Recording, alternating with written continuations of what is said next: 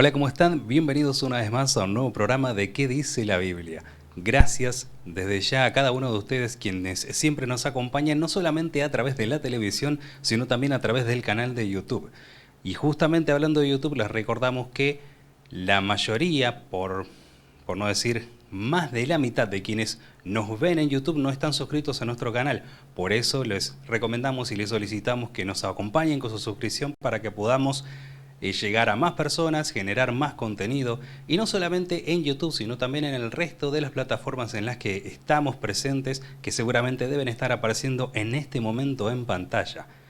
Si vieron el sábado anterior el programa del licenciado Rubén, habrán visto cómo hemos avanzado en este seminario de Apocalipsis. Y vamos a hacer el repaso hablando justamente de lo que respecta al sexto sello. Les recordamos también que si tienen alguna duda, alguna consulta, sea con respecto a este programa que hemos venido haciendo, con respecto a este seminario o de cualquier otra duda que tengan, escríbanos a los medios de contacto que van a ir apareciendo a lo largo de este programa. Así que les estamos dando tiempo también para que vayan, busquen sus Biblias. Si no tienen una Biblia en papel y les gustaría tener, también escríbanos y les podemos hacer llegar un ejemplar. Sin más, y antes de comenzar, como siempre, los saludamos a Matías López, quien nos acompaña también en este programa. ¿Cómo estás, Matías? Hola Johnny, hola a todos los que están del otro lado, gracias por seguirnos, gracias por acompañarnos con los programas. Te recordamos que necesitamos de tu ayuda para llegar a todo el mundo. Cristo pronto viene, pero si nos quedamos de brazos cruzados, va a tardar más. Así que es importante de que podamos compartir. No es necesario salir de casa hoy en día para poder predicar del Evangelio. Por eso es importante que nos des tu apoyo. Como decía Johnny hoy, a través de una suscripción o a través de darle me gusta o comentar o compartirlo a tus conocidos, a tus familiares para que puedan profundizar. Tenemos material también a tu disposición, así que hablanos, comunicate con nosotros a través de los diferentes medios y de manera totalmente gratuita, así como te podemos hacer llegar el material, están a tu disposición todos los programas y muchos programas más de 300 programas en nuestro canal de YouTube para que puedas repasar, ver y aprender acerca de lo que más te interese. Y si te queda alguna duda, no tengas duda y consultanos. Así es, y sin más, vamos a iniciar entonces con la primera pregunta del repaso de este tan interesante programa.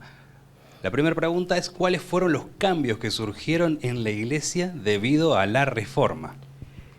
Y así como avanza la historia, fuimos avanzando en los sellos. Los diferentes sellos, del primero al sexto hasta llegar, ¿no?, van acompañando la historia de la humanidad. Muchas veces creemos que la Biblia está totalmente, por otro lado, totalmente diferente a lo que va la historia, pero no es así. Dios nos muestra y mostró en aquel entonces a Juan el futuro y mostró las cosas que iban a suceder antes de que sucedan. Esto tenía que servirnos para que cuando nosotros lo estudiamos, hoy, podamos entender de que Dios es quien está al control. Y es momento de creer, no de dudar. Y saben, venimos de la época medieval, donde fue la época quizás más oscura para la iglesia. Aquel que quería conocer de Dios, de Cristo, a través de la lectura de la Biblia, era considerado un hereje y era tomada su propia vida de las torturas más crueles que ustedes se puedan imaginar. El estudio de la Biblia había decaído mucho porque obviamente por miedo a su propia vida, perder su propia vida, muchas personas decidieron no estudiar o no profundizar. Pero siempre Dios mantuvo un pueblo remanente, un remanente fiel, ¿no? Y hasta ahora podríamos decir que había una creencia tradicional, que era lo que la Iglesia Católica en aquel entonces, desde la época de Constantino en adelante, decretó como la Iglesia oficial. Aquellos que no correspondían sus creencias con la Iglesia oficial eran considerados herejes. Y como ya les dije, se les quitaba la vida. Pero ahora, a través de un grupo pequeño de personas que se mantenían fieles a Dios, ¿sí?, Dios pudo lograr una reforma. ¿Sí? Estas personas pudieron lograr una reforma. Entonces, por un lado podremos decir que tenemos la creencia tradicional y por el otro lado la creencia reformada, podríamos decir, ¿no? Aquellos protestantes. Del lado de la creencia tradicional, y esto es algo que a mí se me ocurrió organizarlo de esta manera, ¿no? Tenemos, no lo que voy a decir ahora, sino esto de creencia tradicional y creencia reformada. Por un lado tenemos la creencia tradicional, que era, diríamos, la creencia oficial que el Estado exigía, que era la Iglesia Católica. Y saben, dentro de la Iglesia Católica tenemos dos ramas. La Iglesia Católica anglicana o episcopal se le dice, y la Iglesia Católica romana. ¿Cuál es la diferencia entre las dos? La diferencia principal es que en la anglicana o la episcopal no reconocen la autoridad del Papa. Hoy en día esto se sostiene y se mantiene así. No reconocen la autoridad porque ellos creen que el representante de Dios en la tierra no es el Papa, sino el propio rey de Inglaterra. Por otro lado tenemos la Iglesia Católica Romana, que ellos sí reconocen la autoridad del Papa. No vamos a discutir qué creen o qué no, o si está bien o si está mal, sino yo les estoy comentando nomás estas posturas que hay. Cómo es que se va desarrollando la historia y cómo Dios ya lo había dicho desde antes. Por otro lado, tenemos la creencia de los reformadores, de los protestantes, como hablábamos el otro día, ¿no? De Lutero, de Zwinglio, de Calvino, y cuantos más que no pudimos mencionar porque no nos daba el tiempo. Y ellos despertaron una nueva forma de estudiar la Biblia ahora. Se está recuperando esto de que cada uno puede leer la Biblia y aprender. Y hay dos grandes movimientos en Europa y en América. En Europa, vamos a empezar por Europa, se despertaron ciertas iglesias, podríamos decir, ciertos movimientos, y tenemos a los anglicanos, los luteranos, los calvinistas, los bautistas, los metodistas, tenemos anabaptistas y muchos más que podríamos mencionar, pero no nos da el tiempo. En Europa se crea esta línea de pensamiento. Y en América también, más adelante hay un gran despertar de esta iglesia protestante. Entonces, ¿cuál es la principal característica de la iglesia protestante? Es protestar en contra de las creencias católicas. Entonces, protestante, se le dice a la línea de pensamiento que no está de acuerdo con todo lo que dice la iglesia católica. Hoy en día, en América, por ejemplo, tenemos a los adventistas del séptimo día, a los evangélicos, los mormones, pentecostales, testigos de Jehová, y así hay muchas más. Entonces, ¿cuál es la diferencia principal entre católicos, que pueden ser de estas dos ramas, o protestantes? Que generalmente la rama protestante viene fue impulsada por estos reformadores, como Lutero, Calvino, Zwinglio, como les decía.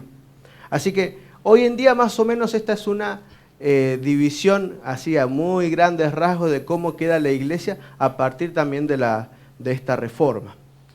Vamos a ir a la siguiente pregunta, John. ¿Qué creencias pilares sostenían los reformadores? Y esto se lo conoce como las 5 solas. ¿Y por qué los vamos a mencionar? Porque recuerden que venimos de una historia muy oscura para el estudio de la palabra de Dios. Y ahora, con diferentes creencias, con unos más luz que otros, sostenían 5 pilares en la creencia, y yo creo que todo cristiano tiene que creer en esto. Y vamos a nombrar la primera, primero, Johnny. Sí, primero la primera. Sola Escritura, es decir, solo por medio de la Escritura. Sola Escritura enseña que solo la Biblia es la palabra de Dios, autoritativa e inspirada, por consiguiente, la única fuente de autoridad, y que es accesible para todos, es decir, que es capaz de ser entendida con claridad y se puede autointerpretar por medio de ella misma. La Biblia tiene la suficiente autoridad para poder cambiar nuestra vida. Ahora ellos entienden de que no es lo que alguien me dice o no es lo que escuché, sino que yo tengo que vivir conforme a lo que leo y está registrado en la palabra de Dios.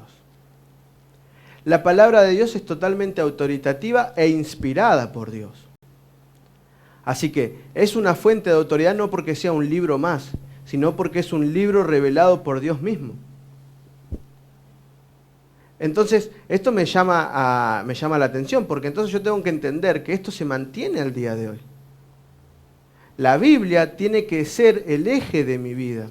El estudio de la palabra de Dios tiene que ser lo que me guíe a poder transitar una vida como un verdadero cristiano. No lo que alguien me diga, no lo que un pastor me diga, lo que escuché en un video, lo que me pareció, sino lo que dice la palabra de Dios. Siguiente, sola, Johnny. La sola fide, solo por la fe Dios salva. Enseñanza que dice que la justificación se recibe solo por la fe, sin ninguna mezcla ni necesidad de buenas obras, aunque la fe salvadora siempre se evidencia por las buenas obras. Antes de avanzar con en el anterior, o sea, solo la Biblia, pero también toda la Biblia, ¿no? Tanto el Antiguo como el Nuevo Testamento, se interpreta a sí misma. Me faltó recalcar esto nomás que ellos creían y que tenemos que sostenerlo hoy. Solo a través de la fe. Recuerden que hasta que esto salió, hasta esta reforma salió, era muy incisiva la Iglesia Católica con esto de que uno puede ser salvo a través de las ventas de indulgencias, que ya lo vimos, pero repasando rápido, la venta de indulgencia era un contrato que se podía comprar, donde vos poniendo plata y pagando la iglesia tenía la autoridad de poder salvar a las personas, tanto a los vivos como a los muertos. Es decir, si yo tenía un primo y yo sufría porque no sabía si mi primo era salvo o no, decía, bueno, llevo a la iglesia, llevo tanta plata y le compro su salvación. Esto era un gran negocio y esto fue uno de los primeros, diríamos que en las primeras cosas por las que se levantó Lutero, por este mismo evento, ¿no? Entonces la reforma tiene un gran énfasis, o sea, se acentúa mucho en Alemania. Entonces, ahora hay que entender lo siguiente, no es a través de alguien más que yo puedo ser salvo. Solamente voy a ser salvo por la fe, pero entendiendo que esto no es por fe o por obras, sino que las dos van juntas, las dos van de la mano. Y la verdadera fe se evidencia a través de las buenas obras, no una obra impulsada para que yo me vea que soy una buena persona, sino para entender de que la salvación viene a través de los méritos de Cristo Jesús, a través de mi fe, a través de lo que yo creo. Siguiente, sola, Johnny. Sola gratia, es decir, solo por la gracia. Doctrina que sostiene que la salvación viene solo por la gracia divina o gracia de Dios, es decir, un favor inmerecido, no como algo que el pecador haya conseguido por sus propios méritos. Y hoy en día es muy común esto de que, no, si yo obtengo algo lo tengo que merecer. El trabajar con mi esfuerzo, no, ganármelo, yo me lo voy a ganar. Esto también nos lleva a ser orgullosos. Decir, mira, ¿ves todo esto que tengo? Y es gracias a mi esfuerzo. Pero con la salvación no podemos hacer eso. No hay nada que vos puedas hacer para ganarte la salvación. Es imposible. Es imposible. Solamente podés aceptar la salvación. Y eso es gracia. Aceptar la salvación es entender de que si bien soy una persona imperfecta, todos mis caminos son torcidos, Dios tiene la suficiente benevolencia, el favor hacia nosotros, de regalarnos la salvación. Y esto me hace pensar, ¿no? Y entonces, ¿por qué yo a veces soy tan orgulloso y creer que soy alguien importante, que creo que soy una persona que hace todo bien, cuando en realidad no soy nada ante Dios? Pero sin embargo, Dios me considera como un ser especial. Y me da este favor inmerecido, dice. Hay que entender que la salvación no se obtiene por méritos. Esto no es meritocracia. Esto se trata de aceptar el regalo inmerecido que nos hizo Dios. Siguiente pilar, Johnny. Solus Christus, o solo Cristo, o solo a través de Cristo. Enseña que Jesucristo es el único mediador entre Dios y el hombre y que no hay salvación por medio de ningún otro. no hay ninguna persona a la que vos puedas acudir y que esta persona tenga la autoridad de darte la salvación. Hay solamente un Salvador, hay solamente un mediador, y ese es Cristo Jesús. Por eso, cuando nosotros oramos, oramos en el nombre de ¿quién? En el nombre de Jesús. En el nombre de Jesús, amén, solemos decir. Porque es Él y sus méritos en la cruz los que me hacen a mí hacedor o merecedor de la gracia, de la salvación. No hay otro, solo Cristo. Y el último pilar, o el último sola de la época reformada. Soli Deo Gloria, la gloria solo para Dios. Enseña que toda la gloria es solo para Dios, puesto que la salvación solo se lleva a cabo a través de su voluntad y acción. Entender de que si Dios hubiese decidido dejarnos abandonados en este mundo, no tendríamos la más mínima chance de alcanzar la restauración. Viviríamos en un mundo donde ya no habría esperanza y todo iría de mal en peor. Por eso es importante entender de que solo la gloria es para Dios, no para nosotros, solo para Dios. Y sin Él no somos nada. Fíjense que pasamos de una época oscura, donde no se podía estudiar la Biblia, a un grupo de valientes que no dudaron en enfrentar la muerte y levantar en alto estas verdades. La palabra de Dios es inspirada y es autoritativa.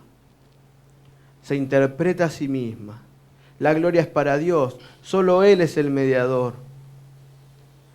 Toda la gloria para el Dios que aunque no lo merecemos, Él decidió morir en la cruz por nosotros. La fe es lo que me hace alcanzar la salvación. Fíjense que ese mensaje sigue tan vigente en ese momento como hoy en día. Vamos a la siguiente pregunta, John. ¿Qué cambios en la creencia de las personas impulsó la reforma? Y esta es la última pregunta antes de avanzar a lo siguiente. Porque esto es para entender el contexto de lo que viene después. Porque hoy vamos a estudiar el sexto sello. Pero ¿cómo llegamos a la situación en la que llegamos si no estudiamos cómo fue anteriormente? O sea, la historia, cómo se fue desarrollando. Y vamos a hacer una evaluación rápida de algunos conceptos importantes que se desprendieron de la reforma. Se acepta la doctrina de la justificación por la fe, lo que hablábamos recién. Ahora el hombre puede tener acceso directo a Dios. No depende de una persona para poder llegar a Dios, ¿sí? Ni tampoco necesita acercarse a Dios a través de los sacramentos de la Iglesia Católica. En otras palabras, se hace alusión a la doctrina del sacerdocio de todos los creyentes. ¿Qué es lo que dice Pedro? Ustedes son real sacerdocio, linaje escogido. La doctrina del sacerdocio de todos los creyentes hace alusión a que no necesitamos de nadie para acercarnos a Dios. A veces en alguna iglesia escuché, pastor, ore usted por mí que yo no... usted está más cerca de Dios. ¿No? En algunas iglesias se escucha eso. O en otras también escuché, no, vos te portás mejor, Dios te va a escuchar más.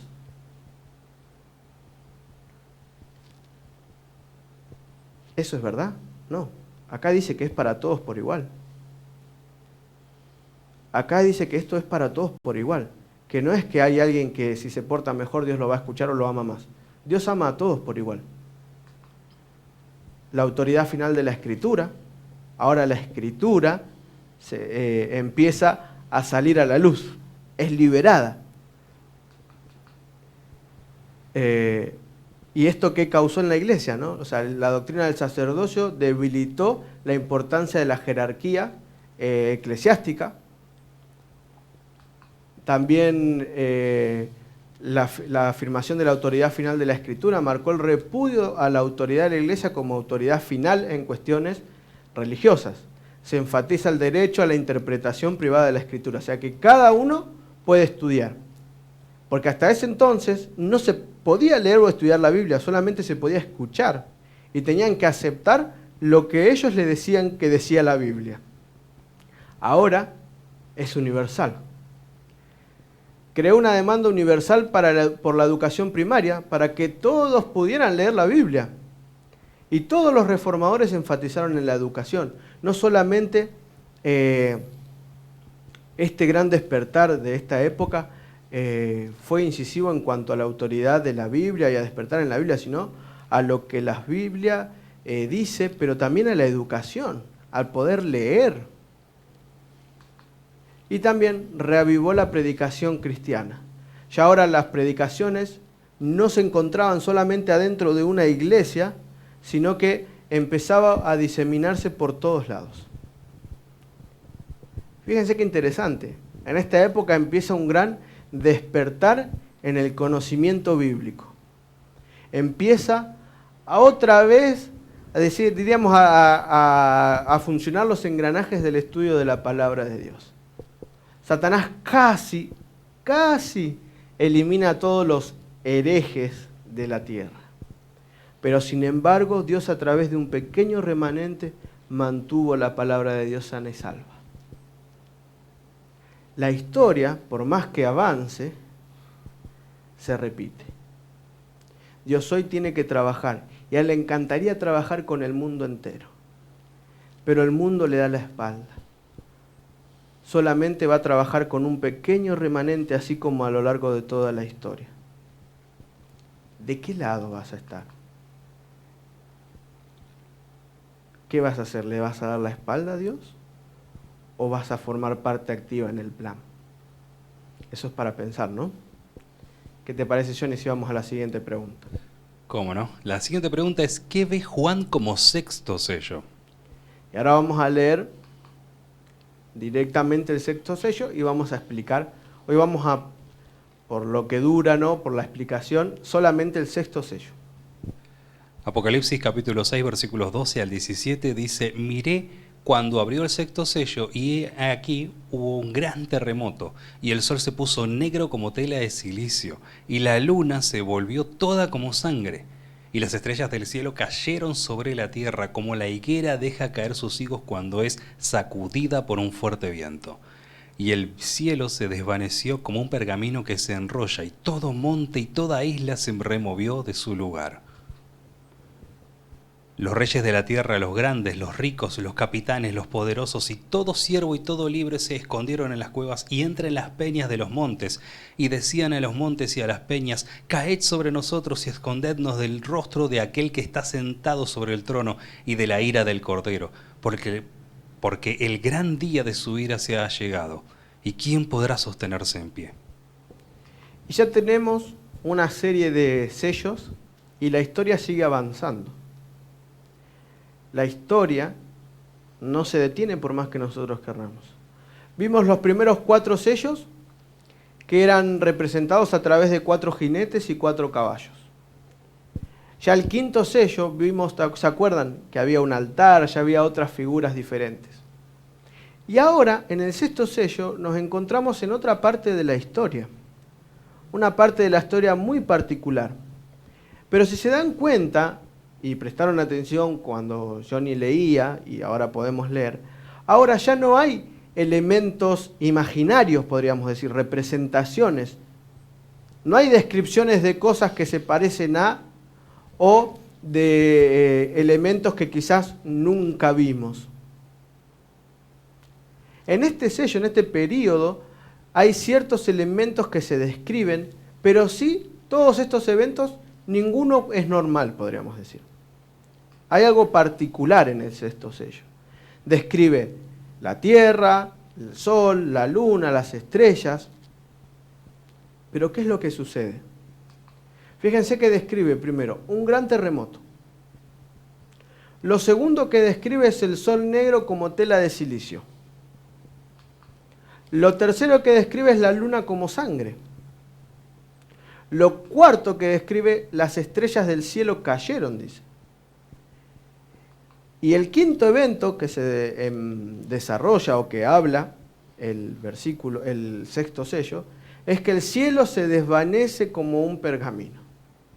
Hay una sucesión de eventos que son marcados y que se ven reflejadas en las potencias de los cielos, podríamos decir. ¿Y qué es esto? ¿Cuándo se aplica? ¿Pasó ya o no? Podríamos decir que el primer evento que es mencionado es un gran terremoto. Y saben, esto ya ocurrió. Johnny, ¿quieres leer por favor lo que dice ahí en la pantalla?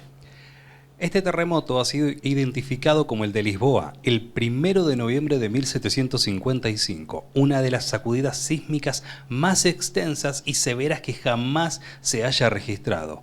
El evento del terremoto se sintió no solo en el norte de África, sino que llegó hasta las Antillas. La identificación del gran terremoto de Lisboa, sugiere que en 1755 es una fecha inicial apropiada para el sexto sello. Y saben, este no fue un terremoto más. El epicentro fue Lisboa. Y saben, bueno, pero esto lo podríamos inventar nosotros. Saben, la Biblia no es solamente lo que se encuentra en la Biblia. Basta de disociar la Biblia con la historia. La Biblia va acompañada con la historia.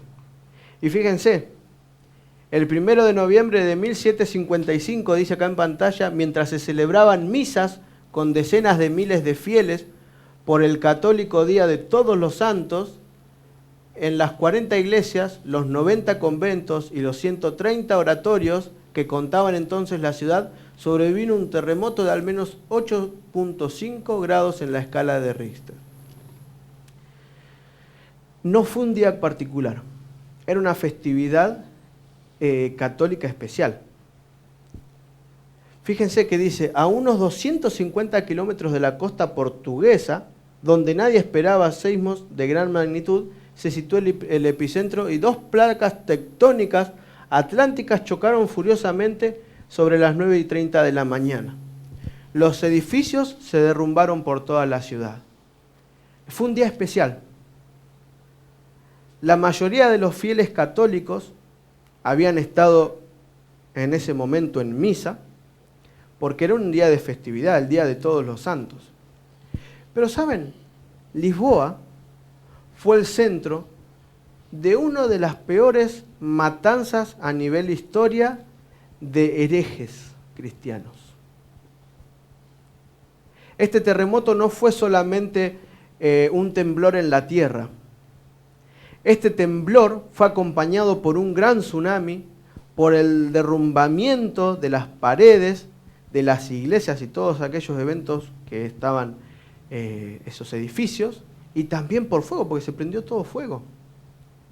No es un temblor como hoy vemos que es un poco de temblar, no sé, una sola vez me tocó estar en un lugar donde hubo una pequeña cola de un terremoto y se movió un poquito el piso. Y nunca, mejor dicho, se me movió el piso, Cuando lo más firme y seguro que vos creés tener, que es donde estás parado, empieza a temblar, ahí tu vida empieza a recorrer en un segundo. Ahí no sabés, no hay a qué aferrarte. Y en ese entonces, ese terremoto, seguido por un tsunami, por un derrumbamiento de todos los edificios, fuego por todos lados, caos total. Fíjense, esto está en internet también, dice: las ondas sísmicas causadas por el terremoto fueron sentidas a través de Europa hasta Finlandia y África del Norte. Maremotos de hasta 20 metros de altura barrieron la costa norte de África. Fíjense, golpearon las islas de Antigua, Martinica y Barbados al otro lado del Atlántico. Y un maremoto de 3 metros golpeó la costa meridional inglesa. Prácticamente este sismo movió todo el mundo. Pero no solamente causó este impacto en la tierra, también causa un impacto importante en el pensamiento. Filósofos empiezan a despertar. Fíjense que dice que el terremoto sacudió mucho más que ciudades y edificios. Lisboa era la capital de un país devotamente católico, con una larga historia de inversiones en la iglesia y la evangelización de las colonias. Más aún, la catástrofe tuvo un lugar en un día de fiesta católico cuando la gente estaba en las iglesias.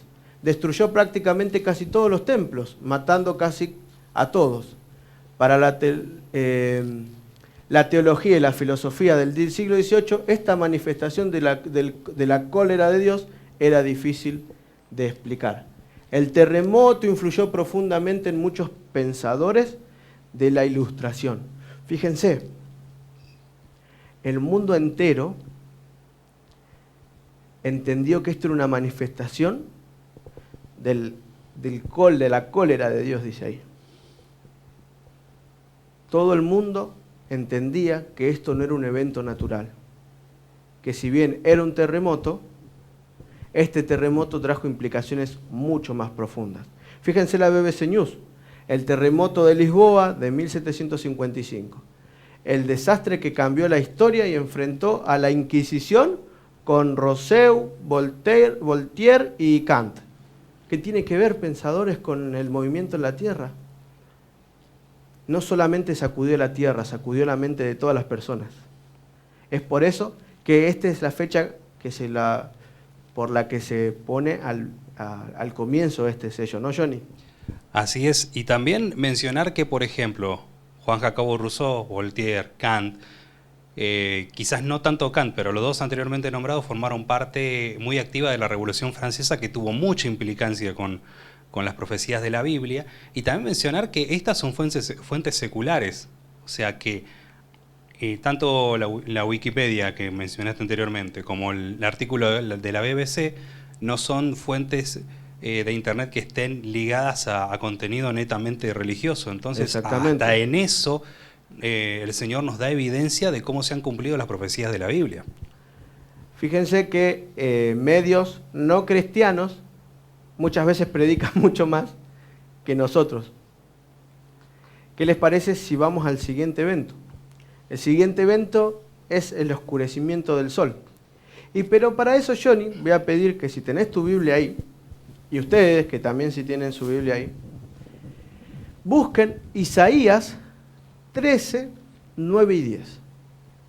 Y saben, esto no es nuevo. O sea, en la Biblia, que las potencias de los cielos sean conmovidas, se está totalmente ligada a un evento particular, a un evento que se menciona muchas veces a lo largo de toda la Biblia. Y dice lo siguiente. He aquí el día de Jehová viene, terrible, y de indignación y ardor de ira, para convertir la tierra en soledad y raer de ella a sus pecadores. Por lo cual las estrellas de los cielos y sus luceros no darán su luz, y el sol se oscurecerá al nacer, y la luna no dará su resplandor. Fíjense que ya en Isaías se hablaba de que cuando el día de Jehová se manifieste, va a haber catástrofes en el cielo que se van a evidenciar. Y esto me tiene que despertar en algo. Esto tiene que sacudir mi mente, así como el terremoto de Lisboa sacudió la mente en aquel entonces. No puedo seguir actuando igual después de aprender estas verdades. No puedo mantener con la misma postura después de todo esto. ¿Y cuándo sucedió esto? Johnny, ¿querés por favor leer desde donde dice la escena aquí descrita? La escena aquí descrita se vio en la parte oriental del estado de Nueva York y en el sur de Nueva Inglaterra, Estados Unidos, el 19 de mayo de 1780. Se produjo una oscuridad inusitada alrededor de las 10 de la mañana y durante el día se trasladó hacia el este, cruzando parte del sur y central de Nueva Inglaterra y penetró hasta alguna distancia en el mar. En la localidad se informó que la oscuridad duró varias horas. Y no son solamente eclipses o un terremoto, sino que son eventos que se evidencian en el cielo o las fuerzas de la tierra, pero que generan más que una simple situación. Por eso estos eventos están recalcados. Por eso el 1 de noviembre de 1755 se lo conoce, porque fue más que un terremoto. Ahora, ¿esto qué tiene que ver? ¿Cuándo es que se oscurece el sol? ¿Por qué este día y por qué no otro? Y porque principalmente el día era un día cotidiano, un día normal, y de repente se hizo de noche. Y esto sucedió en casi todo el hemisferio norte, en la zona de América, el hemisferio norte. Y esto ocurre el 17 de mayo de 1780. ¿Sí? Y fíjense, se lo conoce como el Día Oscuro en Nueva Inglaterra. Se refiere a un evento, dice la fuente acá, en este caso es Wikipedia, se refiere a un evento que sucedió el 19 de mayo de 1780, en el que se observó un inusual, esto es importante, inusual oscurecimiento del cielo a pleno día en la región de Nueva Inglaterra y de Estados Unidos. Fíjense que si bien fue un eclipse, pero fue un eclipse inusual, dice. El día oscuro tuvo lugar en el este de Canadá, en los 6 estados que conforman la región de Nueva Inglaterra: Vermont, Massachusetts, Rhode Island y Connecticut. El inglés no es el mejor, pero hay que estudiar. Y fue descrito como único en su especie, inexplicable oscurecimiento y de extensión notable por intelectuales y testigos. Se dan cuenta que si bien fue un eclipse, duró más. Si bien fue un evento que no era normal, fue extremadamente exagerado. O sea que no hay manera de decir que no fue algo especial. Y fíjense, acá hay dos personas que lo vivieron, testimonios. Dice: esta extraordinaria oscuridad se produjo entre las 10 y las 11 de la mañana y continuó hasta la mitad de la medianoche. Prácticamente todo el día estuvo oscuro. En la mayor parte del país era tan grande que la gente no podía leer letra escrita en pleno día, si no tenía velas.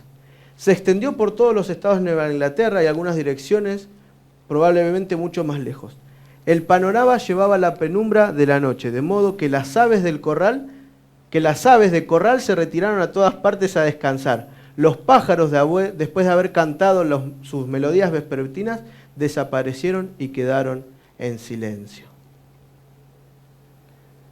Otro comentarista, otro que habla y está registrado, en este caso de Ebenezer Parkham, dice: a las 12 no podía leer en ninguna parte de la casa. Nos vimos obligados a cenar a la luz de las velas. Era horrible y sorprendente. La mayoría entendía que esto no era un evento especial. Fíjense acá en la pantalla, ustedes pueden ver un fragmento de un poema inspirado por el llamado Día Oscuro de Nueva Inglaterra. Si ustedes quieren buscar en internet si esto sucedió, búsquenlo como Día Oscuro de Inglaterra. 19 de mayo de 1780. Lo mismo. Este era un día normal, pero a partir de las 10 de la mañana, dice, las cosas dieron un giro inesperado. Y ahí me gusta cómo dice, porque dice un giro escalofriante. Fíjense acá. Esto es una fuente de que todos los hombres y mujeres entraron en pánico. Los niños que habían ido a la escuela regresaron a sus casas. Varios predicadores, como el reverendo Daniel Whitaker de Salem, empezaron a decir que aquello era un castigo de Dios por los pecados de la comunidad.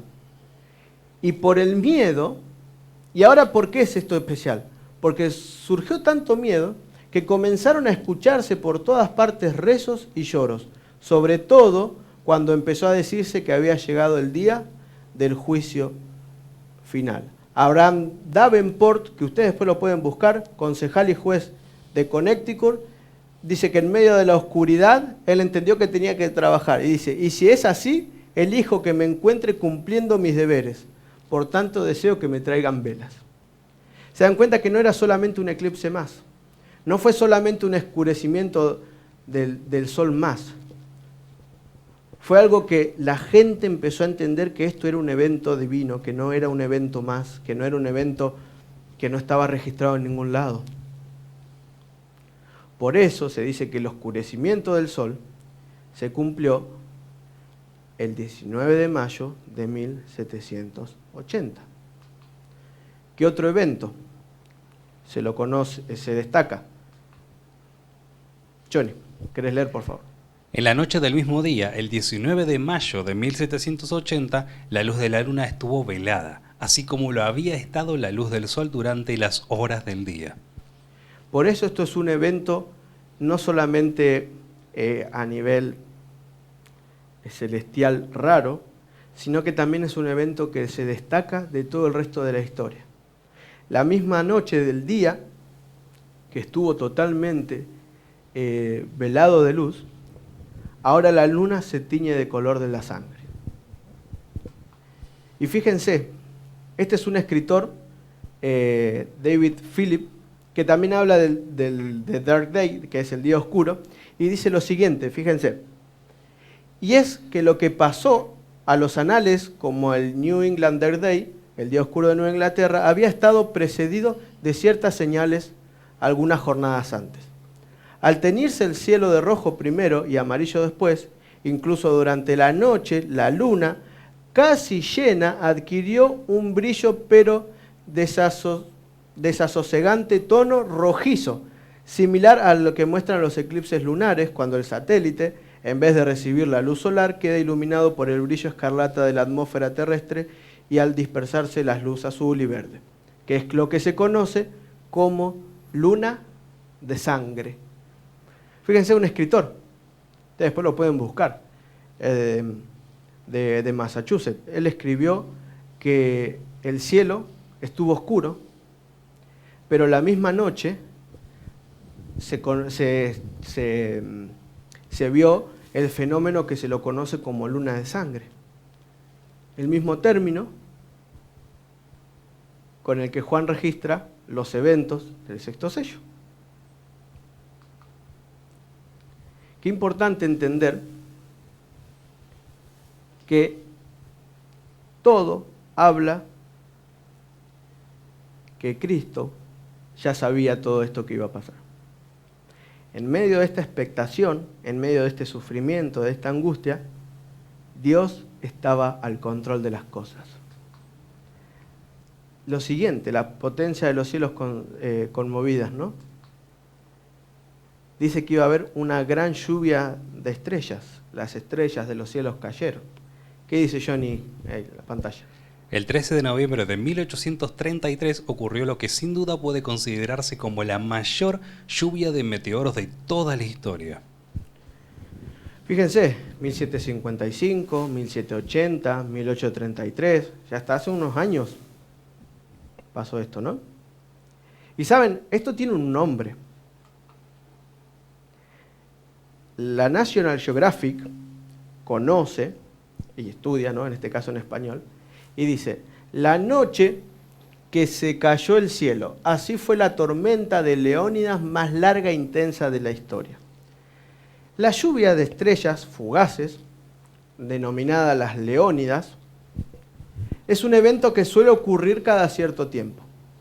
Es más, no sé si este año o el que viene va a suceder. Pero este evento es algo especial, dice. En la madrugada del 12 de noviembre de 1833, las Leónidas hicieron que el cielo nocturno se incendiara. Sí, esta es su historia. Dice, sucedió en 1833. Los astrónomos no se esperaban que las Leónidas, la típica tormenta de meteoros en noviembre, se convirtiera en una tormenta. El evento astronómico ocupó las portadas de los principales diarios en Estados Unidos y se convirtió en un tema popular durante el resto del año. No fue algo normal. No hay explicación humana para esto que sucedió.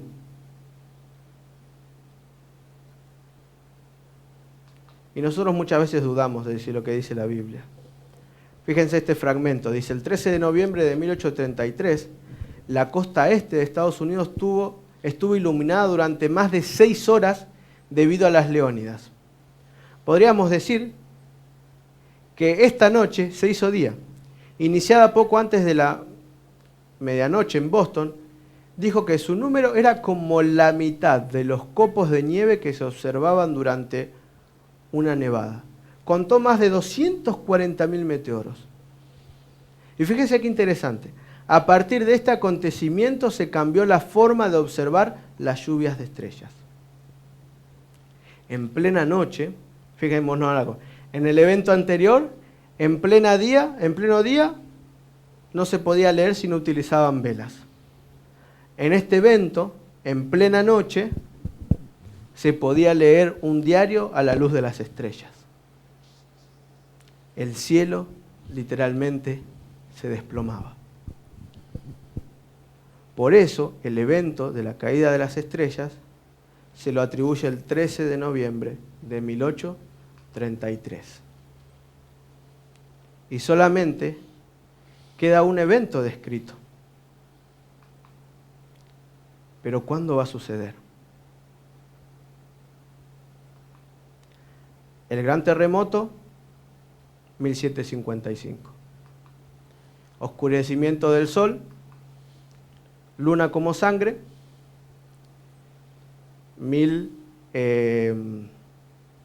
780, ¿verdad? 1780, sí, 1780. Se me variaron la fecha. La lluvia de estrellas, 1833. Y el quinto evento es la segunda venida de Cristo. Estamos en el final de la historia. ¿Y nosotros hoy en qué lugar estamos? Acá.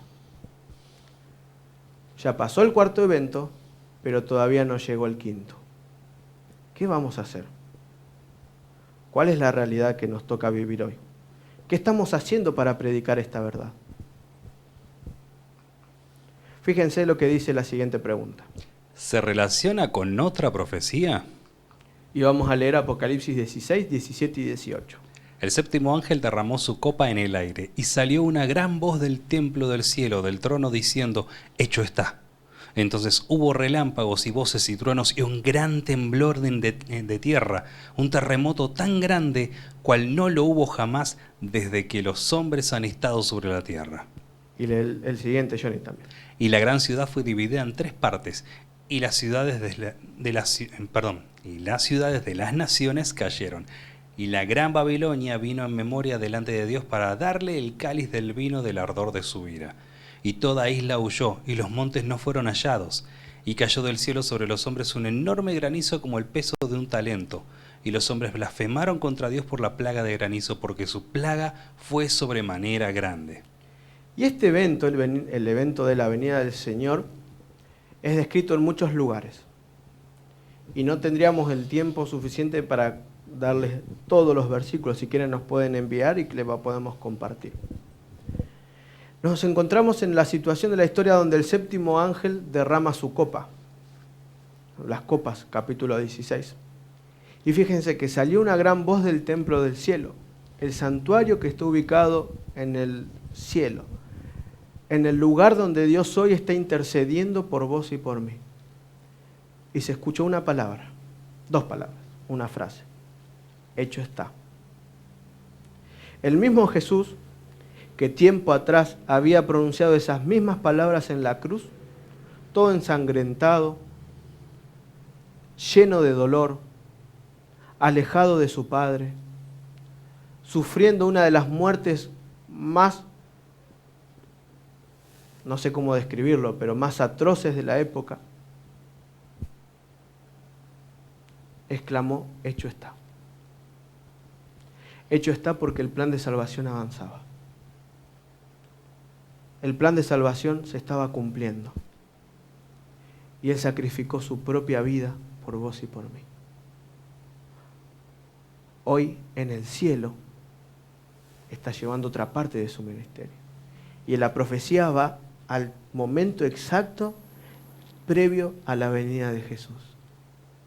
Y en el cielo se escucha desde el trono otra vez. Ya no un Mesías sufriente, un Mesías lacerado, un Mesías golpeado, torturado, coronado con espinas, sino un Mesías Rey de Reyes. Un Jesús con toda su gloria totalmente renovada. Un Jesús brillante de esplendor por estar en la presencia de su Padre. Y dice: hecho está. El plan de salvación llegó a su fin. Es momento de ir a buscar a aquellos por quienes yo morí. Es momento de restaurar el equilibrio en el universo. Es momento de retribuir a cada uno según fue su obra. Y Jesús sale del trono y emprende su regreso. me voy a reencontrar con aquellas personas que amé. Entonces dice que en ese momento va a haber relámpagos, voces, truenos, temblor, terremoto. Nunca antes se vio nada igual. El Rey de Reyes, el Creador viniendo a buscar a sus criaturas. Y dice que la tierra fue dividida, toda isla huyó, se desaparecieron las islas, los montes no fueron hallados, las montañas pasaron a ser valles, terremotos por todos lados, habla de granizo cayendo del cielo, caos total. No hay dónde esconderse de la ira de Dios. No hay a dónde huir de la presencia del Señor. El Señor está viniendo a buscar a sus fieles. Y en medio de todo este caos, en medio de todo este dolor, en medio de toda esta angustia, las cárceles se le abren a los que fueron encarcelados por la palabra de Dios. Las tumbas devuelven a sus muertos. En medio de este caos, la tierra convulsionada, los hijos de Dios contemplan a su Rey volviendo a buscarlos. Y te vas a reencontrar con ese familiar que perdiste.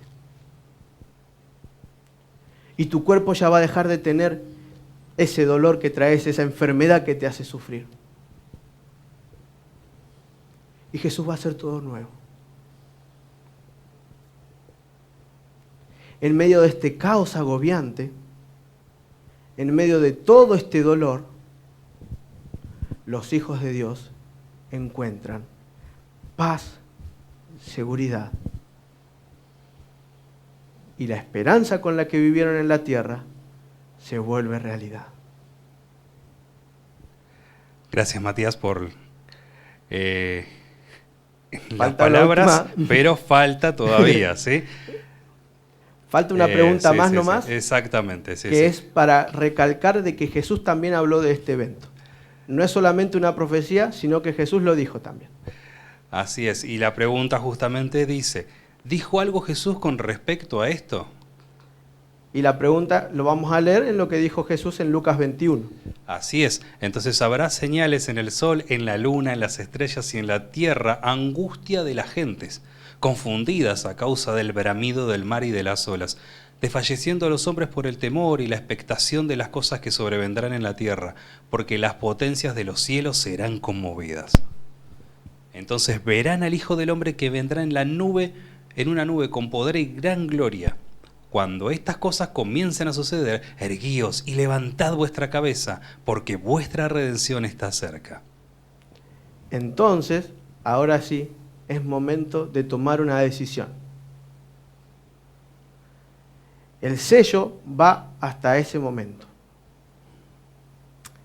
El séptimo sello comienza con un evento en el 1844, que ese es el estudio para la próxima semana. Ya estamos más cerca de nuestros días. Ya el licenciado mañana va a hablar de este tema, del séptimo sello. Y hablábamos de que en la actualidad va a haber angustia, dolor, las potencias de los cielos ya fueron conmovidas. Y cuando pase todo esto, el Hijo del Hombre vendrá ya con gloria y poder. Y saben, nosotros podemos tener miedo a estas cosas, pero no es el fin de la Escritura, diríamos. Cuando todas estas cosas comiencen a suceder, ¿qué está pasando? No es momento de agachar la cabeza. No es momento de que si alrededor mío no se dan cuenta que soy cristiano, mejor.